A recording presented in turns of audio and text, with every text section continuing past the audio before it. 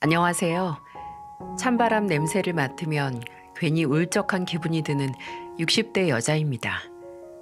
여러분, 냄새에는 사람의 기억을 자극하는 힘이 있다는 거 아시나요?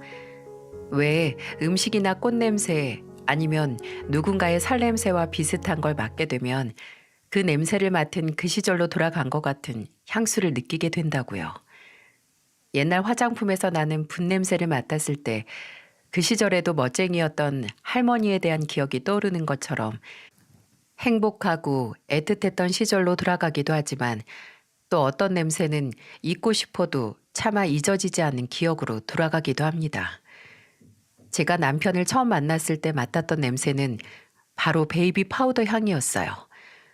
왜 애들이 바르는 로션에서 나는 진한 파우더 향 말입니다. 저는 그 당시 보육원 시설의 직원이었고 남편은 꾸준히 제가 일하는 보육원에 와서 봉사활동을 하고 기부금을 내는 사람이었죠. 그때 전 신입이라서 몰랐는데 함께 일하는 선생님께서 매주 보육원으로 찾아와 아이들과 놀아주고 청소 같은 일거리를 돕는 남편을 가리키며 그러더군요. 원래는 한 3년간 익명으로 기부를 하던 사람이었는데 그 꾸준한 기부를 감사히 여긴 직원들이 어떻게 연락을 해서 한번 찾아오시면 아이들과 함께 감사 인사를 드리고 싶다고 했나 봐요. 그 후로는 아이들과도 친해져서 저렇게 많으면 매주, 못하면 한 달에 2번씩은 꼭 찾아와서 애들과 만나 고민 있는 애들의 이야기도 들어주고 친구처럼 지낸다고 하더라고요. 그 얘기를 들었을 때 정말 대단한 사람이다 싶더라고요. 기부나 봉사라는 게 단발적으로 시도를 하는 건 가능해도 정말 몇 년씩 꾸준히 한다는 건 거의 그게 본인의 일상이 됐다는 걸 의미하기도 하거든요. 하루는 제가 일이 있어서 다른 직원들보다 늦게 점심을 먹게 된 적이 있었어요. 혼자 휴게실에서 싸온 도시락을 먹으려고 했는데 그 시간에 저 말고 한 사람이 더 휴게실에서 혼자 컵라면을 먹고 있는 겁니다. 바로 남편이었어요. 남편은 그날도 와서 직원들을 도와서 애들이 쓰는 이불 빨래하는 걸 도와줬거든요. 무너졌던 빨랫대도 고쳐줬고요. 그때 남편도 절 발견하더니 머쓱한 표정으로 아, 제가 점심을 안 먹었는데 직원분이 여기서 밥 먹어도 된다고 하셔서요. 라고 하더라고요. 그리고 저희는 어쩌다 함께 마주보고 밥을 먹게 됐습니다. 어색하게 식사를 하는데 진한 라면 냄새를 뚫고 은은하게 베이비 파우더 향이 나는 겁니다. 근데 이게 예전에도 남편을 만났을 때 맡은 냄새라서 저도 모르게 말했어요. 항상 베이비 파우더 향이 나는 것 같아요. 네? 아, 저요? 로션 냄새인데 이게 써본 로션 냄새 중에 향이 제일 강하더라고요. 제가 그 가죽 염색하는 공장에서 일하는데 오래 일하면 머리나 몸이나 여기저기서 샤워를 해도 가끔 그 염색약 냄새가 날 때가 있거든요. 근데 애들이 맡으면 괜히 머리 아프고 또 창피하기도 해서 여기 올 때는 항상 이 로션 바르고 와요. 아, 은희 씨 식사하시는데 제 향이 좀 강한가요?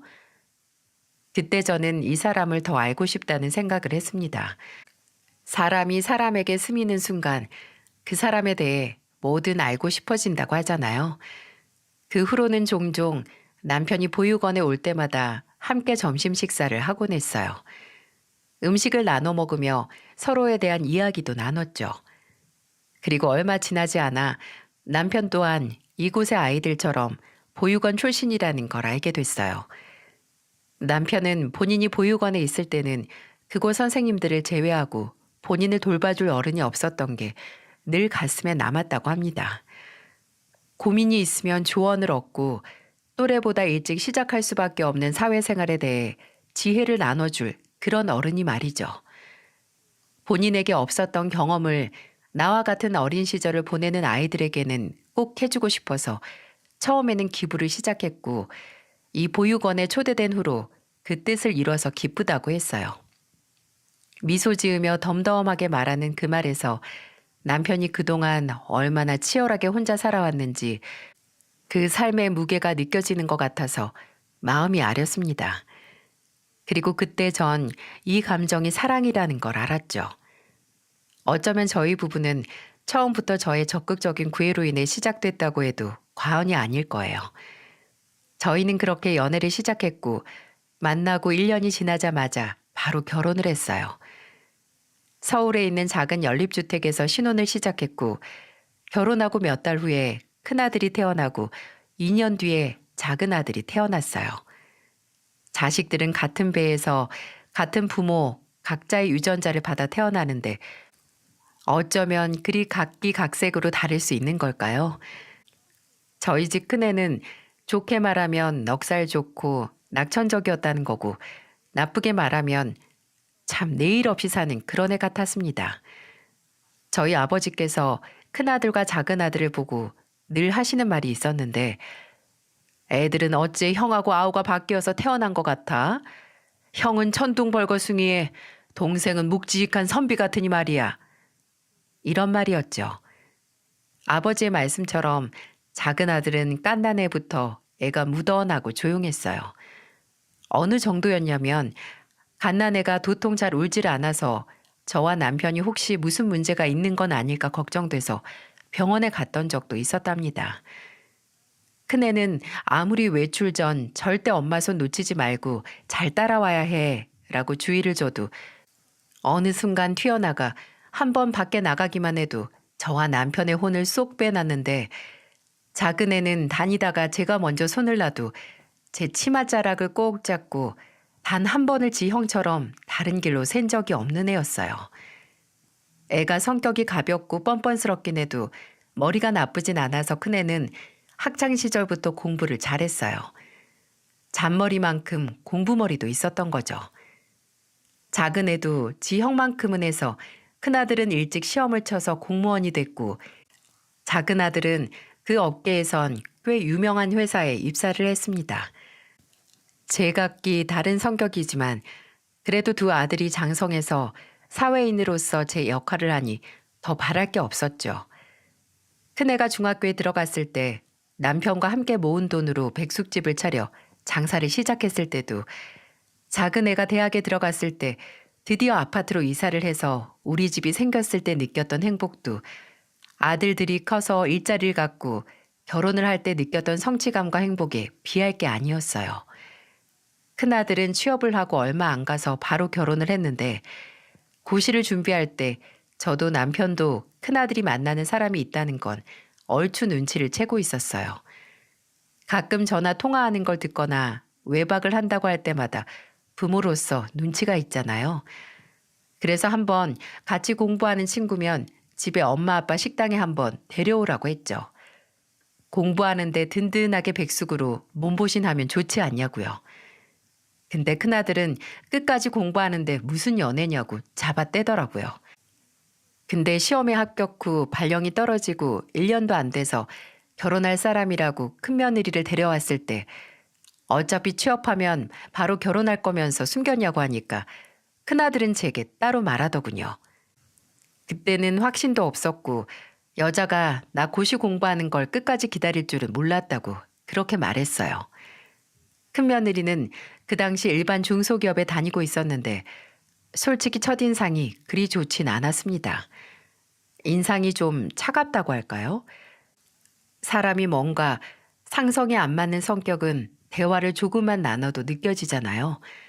하지만 큰아들 말처럼 고시 공부하는 것도 옆에서 기다려줬고 또 아들이 좋다는데 제가 느낌을 운운하면서 괜히 결혼하는데 초를 칠 수 없는 노릇이었죠. 큰아들도 취업을 한 지 얼마 되지 않아서 모은 돈이 없었고 큰며느리도 모은 돈이 얼마 되지 않는다기에 남편과 저는 그래도 첫 자식이 결혼한다니 신혼집 할 때 보태라고 1억 5천을 도와줬습니다.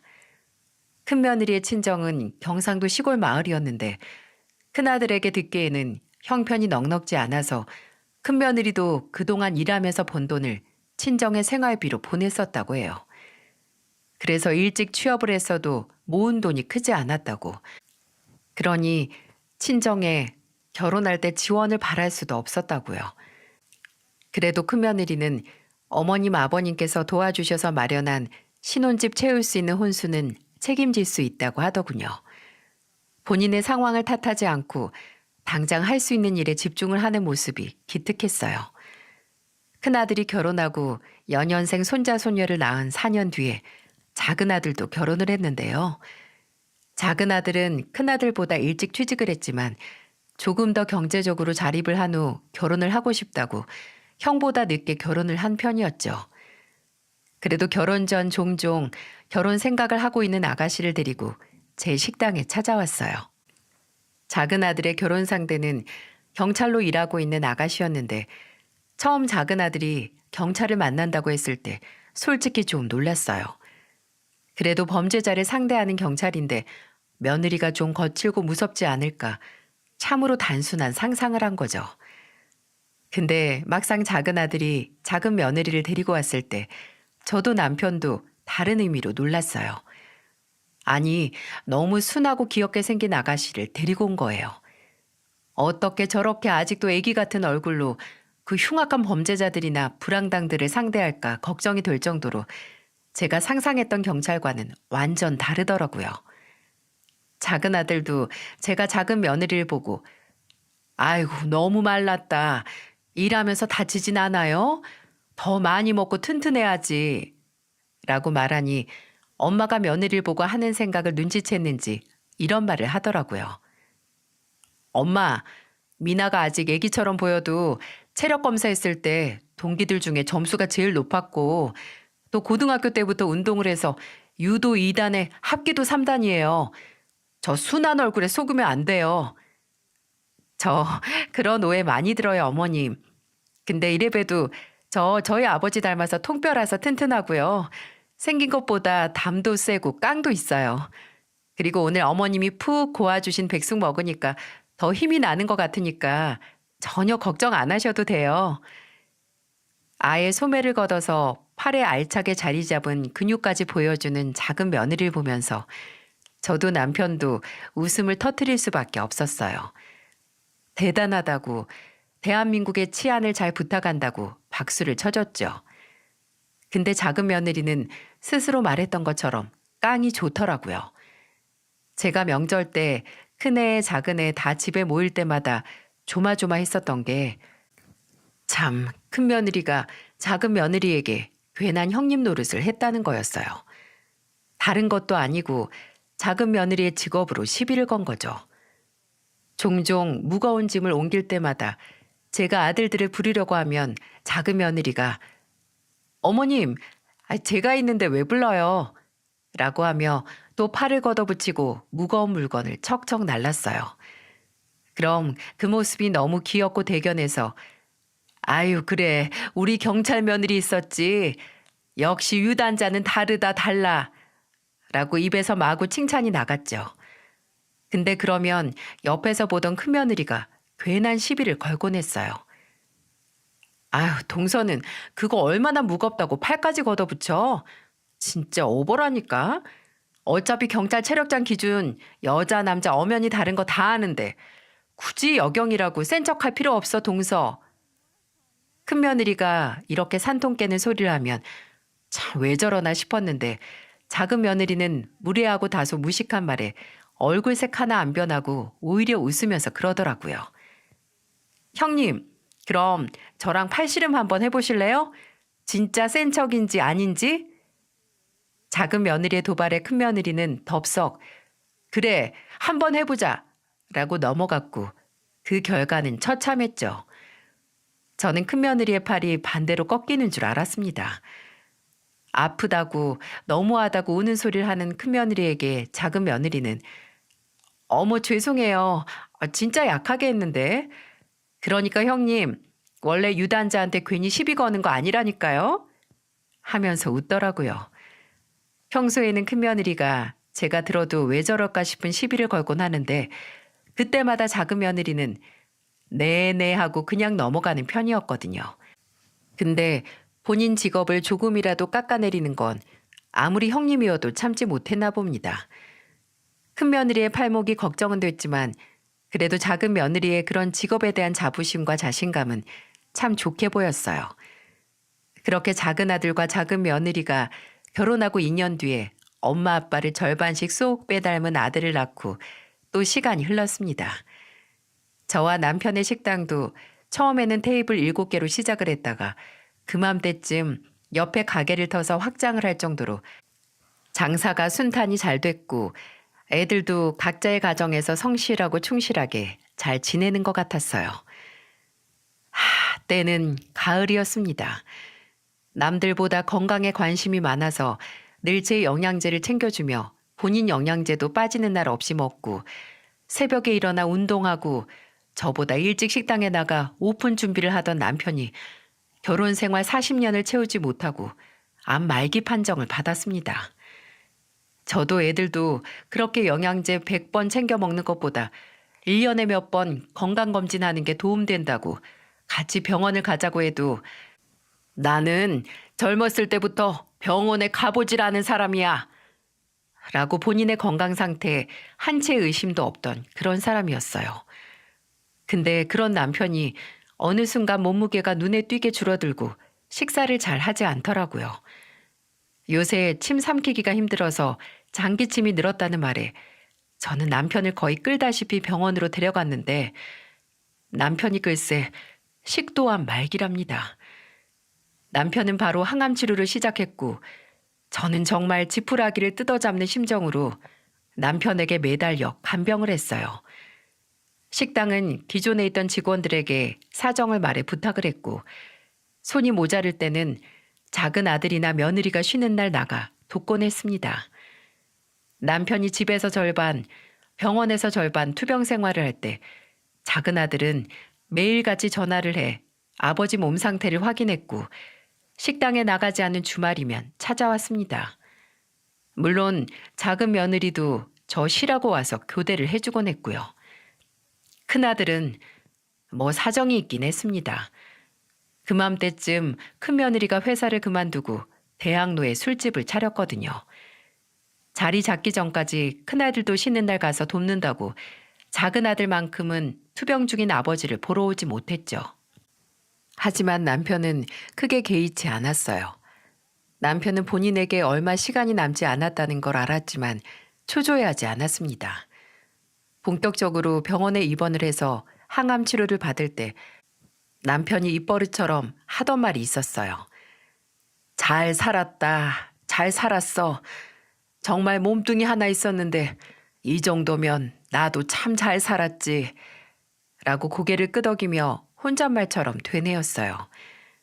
나중에는 기력이 없고 통증도 심해 말도 제대로 못했는데 그래도 정말 마지막 힘을 쥐어짜 평생을 함께한 제게 작별 인사를 했습니다. 여보, 말 많이 하지 마. 어? 다 아니까 말 많이 하지 말어. 참 당신도 걱정하지 말라니까. 그래도 내가 이 말은 꼭 당신한테 해야겠어서. 그래, 나 참 잘 태어났어. 태어나자마자 버렸긴 해도 나 단 한 번도 태어난 걸 후회한 적이 없어. 좋은 사람들 만나고 좋은 기회 얻어서 열심히 살았고 이렇게 못 하나 가진 거 없는데 나랑 결혼해준 당신 만났는데 내가 후회할 게 뭐가 있겠어? 여보, 다음 생에 당신이 아무것도 가진 거 없이 태어나면 그때는 내가 지구를 다 뒤져서라도 당신 찾아내서 행복하게 해줄게. 당신이 나 행복하게 해준 만큼 나도 당신 행복하게 해줄게. 그때 나 당신 남편 모른 척하면 안 돼. 알았지? 아, 왜 울어? 왜? 인간은 수세기에 걸쳐 두 다리로 서서 사회를 건설할 만큼 진화했는데 언제쯤 다른 사람에게 내 수명을 나눠줄 수 있는 힘이 생길 수 있는 걸까요? 남편은 그렇게 제 손을 잡고 저와 눈을 맞추다 숨을 거뒀습니다. 투병 생활한 지 1년하고도 반년이 지났을 때였죠. 남편의 영정사진을 아무리 봐도 현실 같지가 않은데 이제 그곳에서 아프지 않을 그 사람을 생각하니 그나마 이제 제대로 찌를 만한 혈관도 없어서 고생하지 않아도 되고 침 한 번 삼킬 때마다 바늘 삼키는 고통을 안 느껴도 되니 다행이라고 남편이 후회가 없다고 한 말을 생각하기 위해 애썼습니다. 그렇게 남편과 이별을 하고 장례식에 정신이 없는데 지금 생각해도 참 어이없는 일이 있었어요. 큰아들은 본인이 장남이니 당연히 상주 역할을 하겠다고 나섰는데 상주 완장을 가져간 채 애가 장례 지도사가 상주를 찾을 때마다 어디로 갔는지 안 보이는 겁니다. 정말 장례식 내내 장례 지도사가 상주를 찾을 때마다 덩달아 큰아들 찾느라 시간을 몇 시간은 허비했을 거예요. 나중에는 아예 작은 아들이 본인이 사라진 형 대신 상주라고 나서서 상주 역할을 해야 했죠. 남편의 장례식에 괜히 쓴소리하기 싫고 자식 비교도 하고 싶지 않았지만 그때 참 큰아들에게 실망을 많이 했습니다. 또 사회생활을 대체 어떻게 하는 건지 작은 아들 앞으로 온 손님이 큰아들 앞으로 온 손님의 2배는 됐어요. 3년은 더 살았는데 말이죠. 하지만 그때 실망했던 마음이 정말 찰나로 회복된 순간이 있긴 했는데요. 제가 남편을 떠나보내고 혼자 남은 아파트에서 정말 이리 말해도 될지 모르지만 언제 가도 이상하지 않을 것처럼 무력하게 지냈어요. 식당에도 잘 나가지 않았고 집에 있으면 세워라 내워라 남편의 물건을 정리하면서 시간을 보냈죠. 말이 정리지 그냥 남편의 정리를 차마 버릴 건 버릴 거대로 구분을 못해서 꺼냈다가 도로 집어넣었다가를 반복했습니다. 작은 아들네가 자주 찾아와서 청소를 돕겠다고 했지만 남편 물건만 보면 제가 눈물을 흘려서 일이 제대로 진행이 안 됐었죠. 저 혼자 있으면 목구멍으로 음식을 잘 넘기지도 않아서 아들네가 올 때마다 식사를 챙겨서 그나마 연명은 할 수 있었네요. 그러니 거의 2달 만에 몸무게 10kg가 훌쩍 빠져 있더라고요. 제가 원래 살집이 좀 있는 편인데 한순간에 반쪽이 된 거죠. 그러다 남편이 떠나고 3달이 지났을 때 큰아들이 찾아와서 저를 보고 기겁을 하더라고요. 엄마, 진짜 이대로 아버지 따라갈 작정이세요? 은석이한테 들었는데 식당도 요새 안 나가신다면서요. 그래도 아버지하고 추억이 남아있는 곳인데 이대로 남의 손에 맡기면 아버지가 좋아하실 것 같으시냐고요. 엄마, 이렇게 내일 없이 살 거면 차라리 나랑 같이 살아요. 됐다. 나 알아서 살 수 있으니까 괜한 소리 할 거 없어. 주영이도 있고 애들도 있는데 네가 어떻게 나랑 같이 살아. 됐다. 내 걱정하지 마. 엄마한테 아버지랑 추억이 남은 집 포기하라고 안 해요. 여기 방이 이렇게 남는데 우리가 들어오죠 뭐. 엄마도 아버지하고 둘이서만 살다가 저도 있고 주영이도 있고 손주들도 다 같이 정신없이 살면 아버지 떠난 빈자리 느낄 새가 없을 거예요. 엄마, 나 이미 마음 굳히고 온 거예요. 주영이가 싫다고 해도 나 혼자서라도 들어와서 살 거니까 이제 엄마가 못 놓는 아버지 짐들 같이 정리해요. 네? 제가 이대로 혼자서 힘들어하는 걸 보지 못하겠다고 큰아들은 먼저 합가를 제안했어요. 저도 괜히 혼자가 됐다고 자식에게 짐이 되고 싶지 않아 몇 번을 거절하고 이제 걱정 안 끼치겠다고 말했지만 큰아들은 물러서지 않았습니다. 나중에는 큰며느리까지 같이 와서 합가를 하자고 했고 저는 사랑하는 사람을 떠나보낸 쓸쓸함에 못 이기는 척 제 집에서 큰아들네와 함께 살게 됐어요. 그때는 이제야 붙들고 있던 남편의 짐들을 정리할 수 있었고 싸늘하게 조용했던 집이 그 전보다 더 복작복작해졌다는 생각에 안심이 되긴 했지만 나중에 저 스스로 그 지옥에 발을 들였다는 걸 알게 됐죠.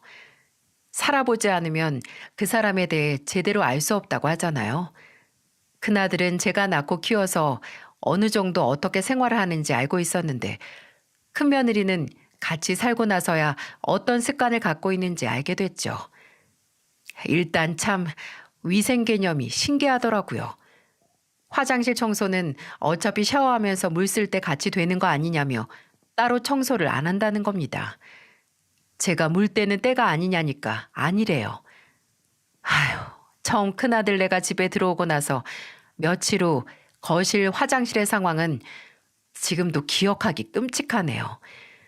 그래서 큰아들에게 제가 안 하면 너라도 해야 하지 않냐고, 애들도 있는데 저기 들어가서 볼일 보면 병들 것 같다고 하니 어차피 더러워질 거 한 달에 몇 번 청소업체 불러서 대청소하면 된답니다. 참, 내가 아들놈을 이렇게 생활력 하나 없이 키웠다니 새삼 충격적이었어요. 근데 생각해보면 그럴 만도 한 게 제가 집안일을 하나 시키면 늘 동생에게 미루고, 작은 아들은 차라리 본인이 하고야 마는 성격이라서 남에게 미루기만 하는 큰아들이 이 모양이 된 거겠죠. 처음에는 제가 거실 화장실도 한번 청소를 해줬는데 도무지 답이 안 나와서 나중에는 저 혼자 쓰는 안방 화장실만 청소를 했어요. 거실은 쓰는 사람들이 알아서 하라고요. 그리고 합가를 하기 전부터 술집을 운영하는 큰며느리가 술집 마감 시간에 맞춰 밤 늦게까지 일을 하고 새벽 1시 정도에 집에 와서 오전까지 잠을 잔다는 건 알고 있었어요. 사람이 일하는 것에 맞춰서 생활 주기가 바뀌는 건 당연한 거죠. 근데 참 정말 잠만 자더라고요. 퇴근해서 들어오면 제가 자고 있다가 며느리가 주방에서 이것저것 꺼내 먹는 소리에 깹니다. 저도 깬 김에 물 한 잔 마시려고 나가면 먹은 거 그대로 식탁 위에 펼쳐놓고 들어가서 자요. 그럼 제가 적당히 치우고 다음 날 며느리는 내리 자다가 거의 12시, 1시 정도에 깹니다. 2시면 본인 술집에 출근을 하거든요. 그럼 며느리가 자는 시간 동안 제가 손주들 학교 갈 준비, 유치원 갈 준비시키고 아들한테 간단하게 아침 차려주고 저는 11시 정도에 식당에 나가야 해서 나가기 전 며느리를 한 번 깨워요. 근데 한 번은 식당에서 한참 일하다가 3시 정도에 전화를 받았어요. 며느리였습니다. 어머님, 나가실 때 어떻게 저를 안 깨우고 나가실 수가 있어요. 안 그래도 오늘 알바 한 명이 못 나온다고 해서 더 일찍 나갔어야 하는데 평소보다도 늦게 가게 생겼잖아요. 저는 분명히 깨웠습니다.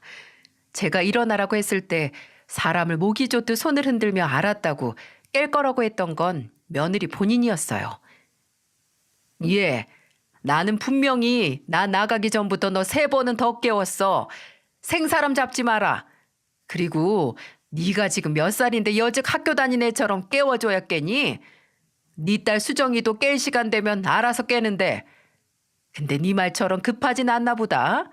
이렇게 나한테 전화해서 따질 시간에 세수하고 출근했겠어.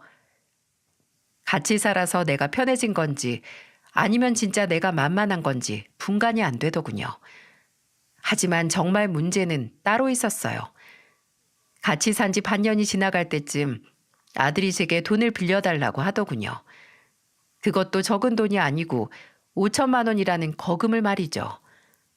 혹시 얘가 무슨 일이 있나 걱정부터 돼서 그 돈이 어디 필요하냐고 물었더니 큰아들은 이렇게 말했습니다. 엄마도 알다시피 공무원 월급이 얼마나 되겠어요. 생활비 쓰고 적금만 들기에도 빠듯하죠. 애엄마가 나가서 술 장사해도 요새 장사도 잘 안 돼서 적자 본 지도 꽤 됐어요. 근데 이제 몇 년만 있으면 정훈이도 중학교 들어갈 거고 수정이도 초등학교 들어가는데 제가 무슨 방법으로 목돈을 모으겠어요.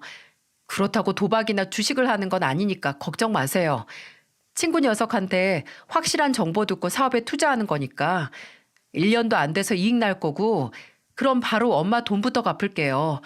그러니까 저 좀 도와주세요. 네?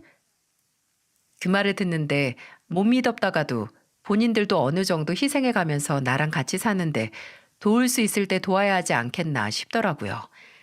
그래서 그 큰 돈을 내어줬죠. 자식한테 팔 하나 잘라주든 장기를 주든 가능만 하다면 뭐 하나 떼어주는 게 뭐가 그리 어렵겠습니까? 근데 아예 제 사지를 뜯어가려는 걸 부모의 마음으로 어디까지 이해해줘야 하나요? 얼마 지나지 않아 이번에는 며느리가 그달 직원들 월급을 못 주겠다고 제게 울면서 하소연을 하는 게 아니겠어요? 인건비가 많이 나가서 직원들 2명을 내보냈는데도 적자가 나서 미치겠다고 도와달라는 걸 딱 해서 한 번 도와줬어요. 이것뿐이라면 제가 말도 안 꺼냈죠. 어느 날은 모르는 번호로 전화가 와서 받았더니 손자가 다니는 학원이었어요.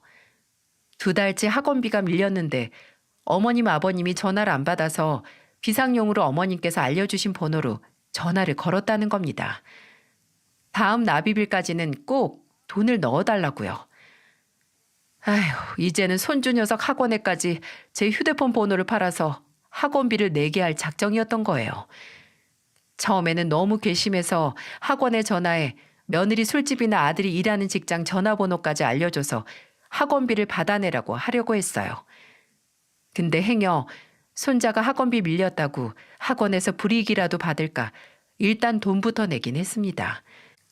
나중에 이 일을 작은 아들이 알게 됐는데 만나서 같이 밥 먹다가 아들 미술학원 보낸다는 말을 하길래 제가 요새 애들 학원비 비싸더라. 일주일에 2번 나가는데도 수십만 원이니 나중에 고등학교 가면 학원에 과외 힘들겠다고 말을 했어요.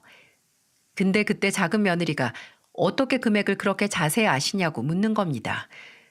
그래서 그냥 같이 살게 되면서 몇 번 손자 학원비 내준 적이 있다고 하니 그걸 들은 작은 아들이 눈빛이 싹 바뀌더니 혹시 애 학원비 말고도 형 부부한테 돈 빌려준 적 있냐고 캐묻기 시작했어요. 뭔가 아는 사람처럼 말입니다. 그래서 네 형하고 형수한테 이만큼 빌려줬다고 하니 작은 아들은 한숨을 푹 쉬고 머리를 쓸어 넘기더니 말했어요. 엄마, 그 인간들한테 미안해서 고마워서 돈 빌려줄 필요 없어요. 내가 좀 더 빨리 말했어야 했는데 나도 이번에 형이 돈 빌려달라고 연락 왔을 때 알았어요. 투자하라고. 아마 나한테 거절당하고 엄마한테 갔나 본데 내가 엄마 집으로 들어가면서 집 정리했을 때 남은 돈은 어떻게 했냐고 하니까 그거 다 날렸대요. 주식으로. 돈 날리고 집 날리고 살 곳 없어져서 엄마 모시고 산다는 명목으로 집에 들어간 거지. 엄마가 고마워서 기꺼이 돈 빌려줄 정도로 선의의 마음이 아니라니까요. 형이 엄마, 내가 당장 그 인간들 집에서 내쫓으라고 하진 않겠는데 이제 절대 한 푼도 주지 말아요. 아셨죠? 참 허무했어요. 그래도 자식이고 며느리라고 혼자 남은 저를 위하는 마음으로 저와 함께 산다고 했을 때 그 말에 한 채 의심도 하지 않았거든요. 근데 정말 돈이 목적이었다고 생각을 하니 비참했죠. 제가 이 사실을 아는 걸 모르는 아들과 며느리는 그 후에도 제게 종종 카드값이다 뭐다 하면서 돈을 가져가려고 했고 그때부터는 저는 제 돈을 철통 보안으로 지켰어요. 이미 합가한 지 1년도 안 돼서 너희 둘한테 준 돈만 거의 억이다, 억이라고 하면서 절대 주지 않았어요. 이미 같이 사는 집도 제 집, 그 집 관리비도 쭉 저 혼자 내고 있는데 제가 뭘 더 해줘야 하나요? 근데 그때부터 아들이나 며느리나 제게 은근히 꼬라지를 부리는데 아주 어처구니가 없더라고요. 제가 빨래를 하고 나면 괜히 빨래에서 냄새가 난다고 트집을 잡지 않나 음식이 짜다 싱겁다 느끼하다 지적질해 손자가 살이 쪘는데 이게 다 제가 많이 먹인 탓이라고 저를 원망하는 게 아니겠어요? 그래서 그럼 니들 빨래는 손도 안 댈 테니까 알아서 하고 음식도 배달을 시켜 먹든 알아서 먹어라. 그리고 네 아들 살찐 건 유전이라고 거울 보라고 했어요. 첫째 며느리가 살집이 좀 있는 편이었거든요. 술집을 하면서 체중이 더 늘기도 했고요. 그렇게 이제 돈도 안 주는 사람 뭐 하나 트집 잡아서 구박하고 싶어 벼르던 큰아들네에게 아주 대놓고 제게 눈치를 줄 수 있는 사건이 터지고야 말았습니다. 제가 남편을 너무 그리워한 탓일까요? 부부는 한쪽이 하늘나라에 가도 닮는 걸까요? 먼저 간 남편과 마찬가지로 제 몸에 암이 자라고 있었거든요. 가을에 유방암 진단을 받게 됐고 다행히 초기에 발견한 거라 바로 수술 날짜를 상담해 절제술 후에 항암 치료를 받기로 했어요. 다행히 수술은 성공적으로 끝났고 의사도 이 정도라면 예상보다 항암 치료 기간이 줄어질 수도 있다는 희망적인 말을 했죠. 하지만 문제는 그 항암 치료를 받으면서 시작이 됐습니다. 저도 여느 항암 치료를 하는 환자들처럼 부작용 때문에 머리가 참 많이 빠졌어요. 나중에는 집에서도 모자를 쓰고 다닐 정도로 많이 빠졌는데 머리카락이 빠지는 걸 예상을 했고 각오도 했답니다. 분명 내 몸은 나아지고 있는데 가만히만 있어도 후두둑 떨어지는 머리카락을 보면서 괜히 더 몸이 안 좋아지는 것 같고 울적해지는 마음을 지울 수 없었습니다. 근데 그것보다도 제 마음을 비참하게 만든 건 빠진 머리카락으로 저를 구박하는 큰아들네였어요. 큰아들은 갑자기 집에 있을 때 양말을 챙겨 신으며 이제 엄마 머리카락 때문에 집에서도 양말을 신고 있어야겠다고 투덜거렸고, 거실 화장실에서 씻고 나와선 제게 엄마, 씻고 배수구에 머리카락 좀 다 걷어내세요. 아직도 남아있네. 라고 핀잔을 주는 겁니다. 제가 서럽고 화가 나서 그 꼴도 보기 싫으면 내 방 화장실에 씻지 말라고 소리를 질렀습니다. 나나 저 중에 화장실 더럽게 쓰는 인간이 누군데 저딴 소리를 하나요? 근데 하루는 큰며느리가 아주 작정을 하고 빠진 머리카락으로 시비를 걸더군요. 그날은 한파 경보가 내려진 말 그대로 엄동설한의 날이었죠. 큰며느리가 쉬는 날이라서 손주들하고 같이 집에 있는데 그래도 쉬는 날이라고 오랜만에 며느리가 빨래를 개고 있었어요. 근데 건조기에서 빼온 빨래를 개다 말고 며느리가 저를 부르는 겁니다. 그리고 제게 검은색 스웨터 하나를 펼쳐 보이며 신경질적으로 말했어요. 어머님, 이거 보이세요? 우리 이제 검은 옷은 어머니 항암치료 낫기 전까지 못 입겠어요. 내 머리카락 때문에 그러니? 그러게, 내가 이제 따로 빨래하자고 했잖아. 내 옷에는 어쩔 수 없이 머리카락이 많이 묻어 있는데. 제가 어머님 생각해서 어머님 옷까지 같이 빨래를 한 걸 어머님은 괜히 머리카락 때문에 민망하니까 제 탓을 하시네요? 언제 또 네 탓을 했다고 그러니? 내가 머리가 빠지는 건 치료를 하는 이상 어쩔 수 없는 일이고 그래서 이렇게 집에서도 꼭 모자 쓰고 다니지 않니? 근데 옷에 묻은 머리카락같이 빨래하면 옮겨 붙는 거 생각도 안 하고 세탁해 놓고 나한테 들이밀면서 따지니까 하는 소리 아니냐고. 제가 그렇게 말하니 큰며느리는 그때부터 집안 여기저길 다니면서 궁시렁거리기 시작했어요. 그 커다란 테이프처럼 생겨서 돌돌 밀면 바닥에 있는 먼지가 붙는 거 있잖아요. 그걸 들고 바닥에 있는 제 머리카락을 모으면서 이것 봐 이거 이러니 내가 안 따지겠냐고 하면서 제게 다 들리는 혼잣말을 하면서 눈치를 줬어요. 그러다 제가 한번 주방에 들어가려고 움직이는데 뒤에서 아 하는 신경질적인 고함 소리를 내더니 이러는 거예요. 어머님, 방금 거기 제가 청소 싹 다 했는데 또 머리카락 떨어지잖아요. 어머니, 이것도 다 세균이에요, 세균. 이 머리카락이 왜 빠지겠어요? 사람 피부에서 각질 벗겨지는 것처럼 죽은 세포라서 필요 없으니까 그래서 떨어지는 거 아니에요. 어머니 머리카락 때문에 저희 애들한테 무슨 병이라도 생기면 책임도 안 지실 거면 떨어진 머리카락이라도 책임지세요. 그럼 나는 머리카락 떨어지는 게 무서워서 움직이지도 말라는 소리냐? 차라리 집 청소 다 끝나기 전까지 좀 나가 계세요. 청소 다 끝나면 전화할 테니까 제발 좀 집안 더 난장판 만들지 말고 빨리요. 순간적으로 손에 들린 돌돌이를 뺏어서 그걸로 제 머리카락을 몽땅 뜯어놓고 싶었지만 그때 그 모든 광경을 보고 있는 손주들 때문에 차마 무슨 말을 못했습니다. 너무 서럽고 수치스러웠거든요. 여기서 악을 쓰면서 싸울까 싶다가 차라리 이 꼴을 안 보고 안 당하는 게 낫겠다 싶어서 조용히 집을 나왔습니다. 집을 나서자마자 뼈까지 얼어붙을 것 같은 추위에 사람이 더 서러워지는 겁니다. 그리고 제 코 속으로 들어오는 그 찬 공기, 그 찬바람의 냄새를 지금도 잊을 수가 없어요. 그 공기는 그저 차갑기만 한 게 아니었거든요. 코 속으로 들어간 공기를 삼키는데 제가 당한 서러움도 함께 목구멍으로 넘어가는 기분이었습니다. 일단 나오긴 나왔는데 그날은 아예 다시 집으로 들어가 며느리든 아들 얼굴이든 보고 싶지 않아서 아파트에 있는 벤치에 앉아서 작은 아들에게 전화를 했어요. 오랜만에 얼굴 보고 싶은데 오늘 가서 자도 되냐고요. 근데 사람이 안 하던 짓은 하면 안 된다고 제가 이런 적이 없었거든요. 작은 아들이 자고 가라고 해도 내 집이 편하다고 했었는데 그런 엄마를 잘 아는 아들은 제게 무슨 일이냐고 괜찮냐고 다정하게 묻더군요. 그 목소리에 괜히 더 서러워져서 창피하게 아들과의 전화 통화에서 그만 눈물을 흘렸고 큰며느리와 있었던 다툼 이야기를 했습니다. 그동안 항암 치료 받으면서 네 형이랑 형수가 내가 돈을 더 안 빌려줬던 걸 복수하는 것 같다고요. 작은 아들은 불같이 화를 내면서 엄마, 나 지금 40분 정도 있으면 퇴근이니까 거기서 잠깐만 기다려요. 아니 근처에 가게나 카페 있으면 추우니까 들어가서 기다리세요. 거기가 누구 집인데 집까지 것들이 내쫓아요? 거기 엄마 집이에요. 아버지랑 같이 마련한 엄마 집이라고요. 작은 아들의 말에 일단 아파트 근처에 있는 카페에 들어가서 차를 마시며 시간을 보냈습니다.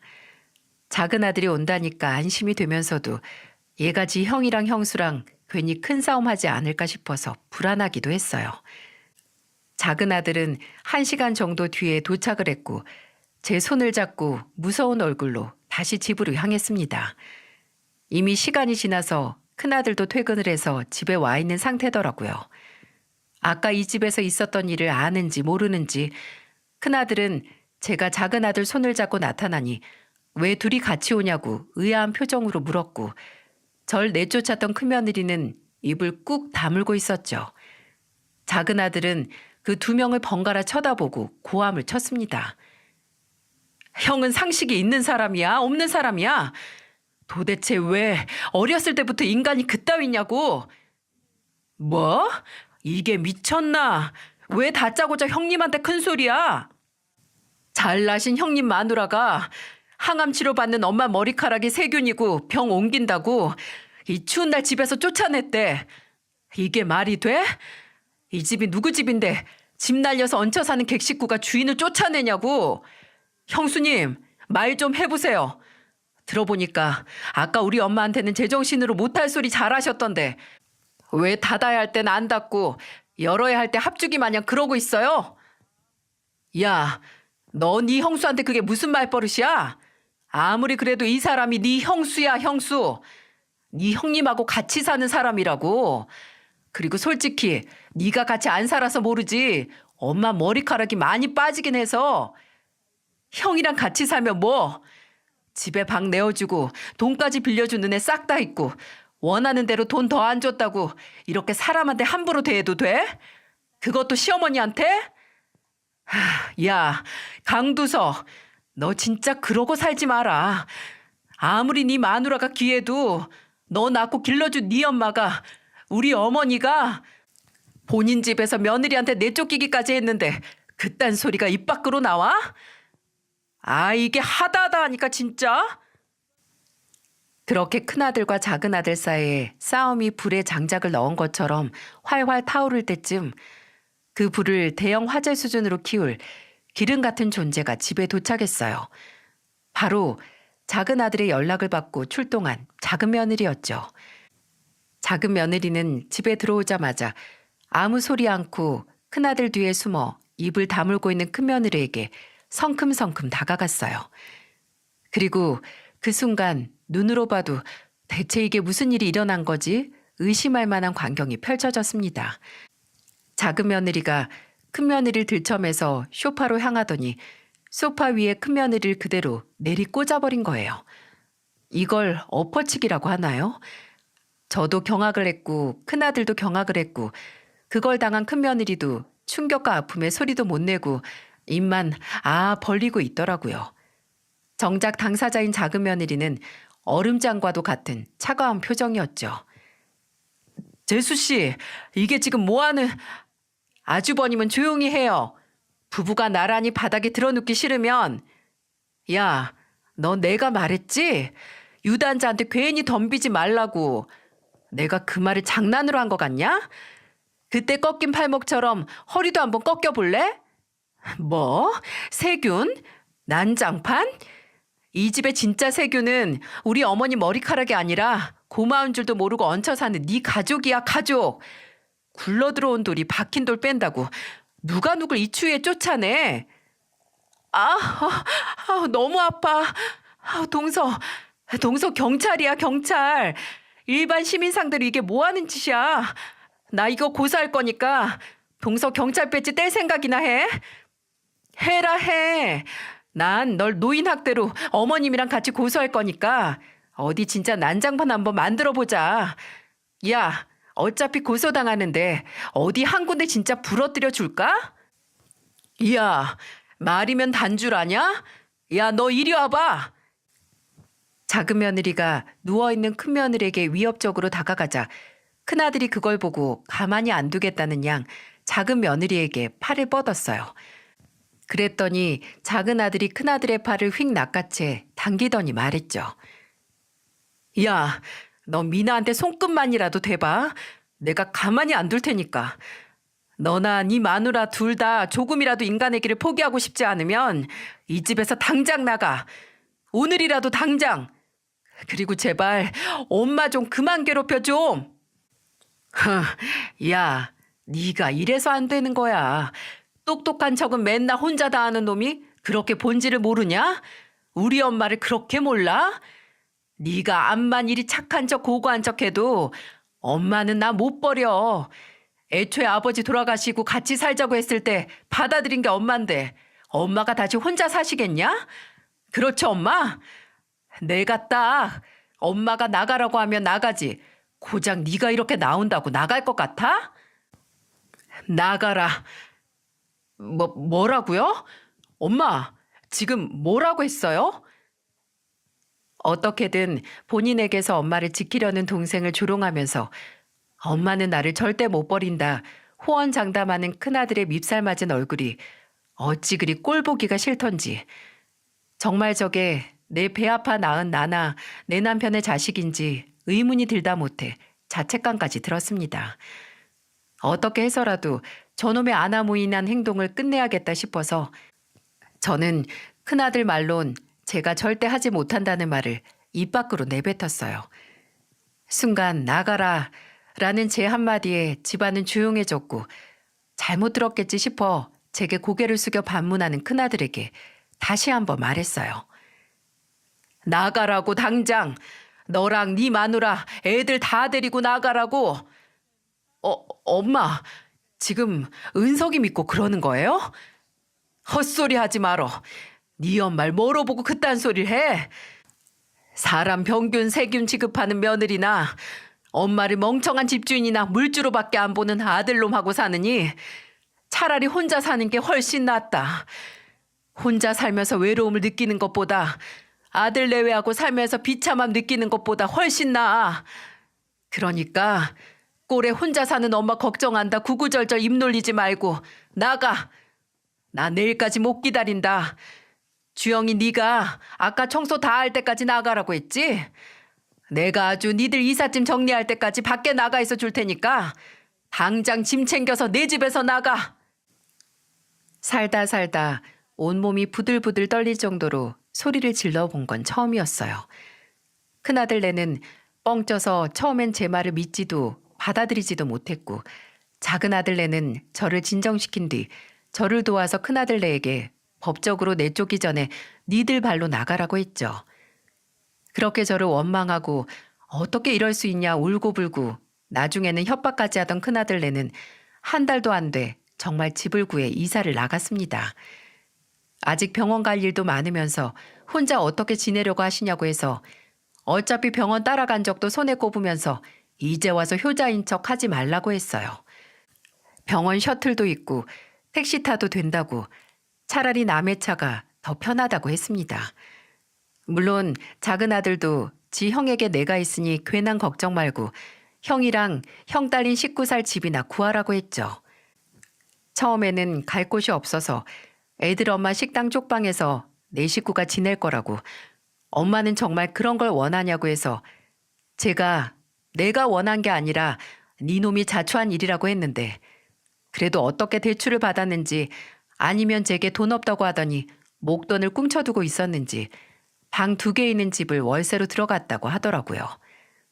당연히 그 후로 큰아들이나 큰며느리나 제게 연락도 또 찾아오지도 않았죠. 무려 3년 동안이나 본인들이 제게 크게 토라졌다는 걸 보여줬습니다. 지들이 없으면 제가 크게 빈자리를 느끼고 후회라도 할까 생각했는지 참으로 가소롭더군요. 제가 그 3년 동안 어떻게 지냈냐고요? 아주 잘 지냈습니다. 그 싸움이 있고 1년도 안 돼서 항암 치료를 성공적으로 마쳤고 그동안 손 놓고 있던 식당도 다시 나가서 일을 하기 시작했어요.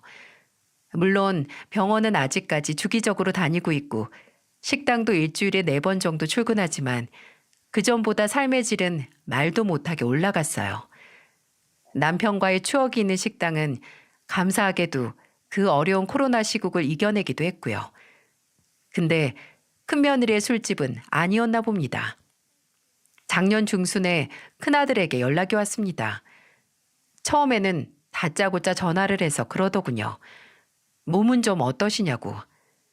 아휴, 3년 만에 전화해서 한다는 소리가 고작 그거인가 싶어서 나 항암 치료 끝난 지 벌써 얼마나 지났는데 이제 와서 뒷북 치냐고 했어요. 그랬더니 다른 소리 안 하고 끊더라고요. 처음에는 이놈이 술을 마시고 나랑 그 후 거의 연을 끊다시피 한 걸 잊었나 했습니다.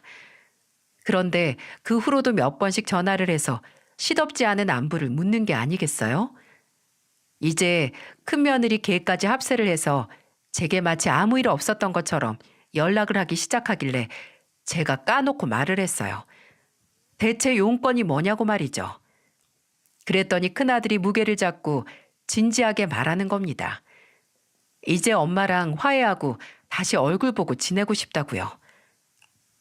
아예 남처럼 살아보니까 저희가 엄마한테 잘못했다는 거 알았어요. 저희도 사는 게 힘들어서 마냥 엄마한테 기대고 싶고 철없이 군 거 정말 죄송해요. 이제 그 사람 식당도 시국이 시국이라서 더는 유지를 못해서 접었고 요새는 친구 가게 나가서 아르바이트라도 하고 있어요. 괜한 욕심 버리고 열심히 살다 보니까 그 사람도 엄마 생각이 났나 보더라고요.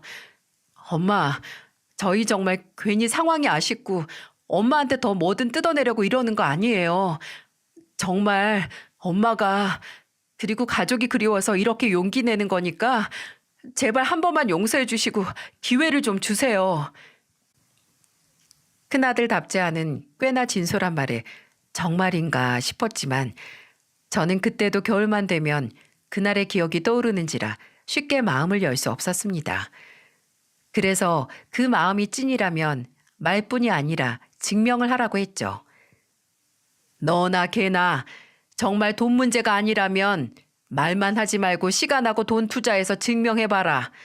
내가 니들한테 빌려줬던 돈 알아서 계산해서 매달 나한테 갚아나가봐. 내가 돈이 궁해서 이러는 게 아니라 정말 돈 문제가 아니라는 걸 너도 나한테 믿음을 줘야지. 나는 그 돈 안 받고 앞으로 너나 주영이나 나 안 보이는 데서 알아서 잘 살아도 상관없다. 그러니까 다시 한번 내 신임이나 마음을 얻고 싶다면 그만큼의 투자를 좀 해봐. 괜한 곳에 투자했다 날리지 말고 네 가족한테 좀 투자해보란 말이다. 처음에 큰아들은 요새 벌이도 줄어서 힘든데 그건 너무 힘들다라고 뻔한 소리를 하더라고요. 그래서 거봐, 두석이 너는 어차피 말뿐이다. 경제 상황이 어려워도 마음이 진심이었다면 돈이 없어서 매달 큰 돈은 무리지만 30만 원이든 20만 원이든 아니면 단돈 10만 원이라도 엄마한테 보내겠다고 하는 게 우선이야. 라고 말하니까 일단 알겠다고 지 아내와 상의를 해보겠다고 하더군요. 여러분은 큰아들이 빌려간 돈을 매달 제게 갖고 있을 것 같으신가요? 정답은 예스입니다. 큰아들은 거의 반년 동안 제게 150만 원씩 돈을 보내고 있어요. 아직 다 갚으려면 한참 남았지만 어떻게 해서든 제 마음을 돌리려고 나름의 노력을 하고 있죠. 아마 마땅히 갚아야 하는 돈을 다 갚는다고 해도 솔직히 제 마음이 정말 예전과 같이 돌아올지 저도 장담은 못하겠어요. 하지만 확실한 건 겨울에 찬 공기 냄새를 맡아도 그날 내 집에서 내쫓겼던 그 서러움이 기억 안 나는 날 제 마음도 겨울 눈 녹듯 녹지 않을까 싶습니다. 그날이 올 때까지 저도 찬바람 냄새를 맡으면 다른 좋은 추억들이 떠오를 수 있게 즐거운 인생을 살아야겠어요. 긴 이야기를 들어주신 모든 분들께 감사드리며 여러분은 무슨 냄새를 맡으시든 그곳에서 행복한 기억만 추억하시길 바라겠습니다.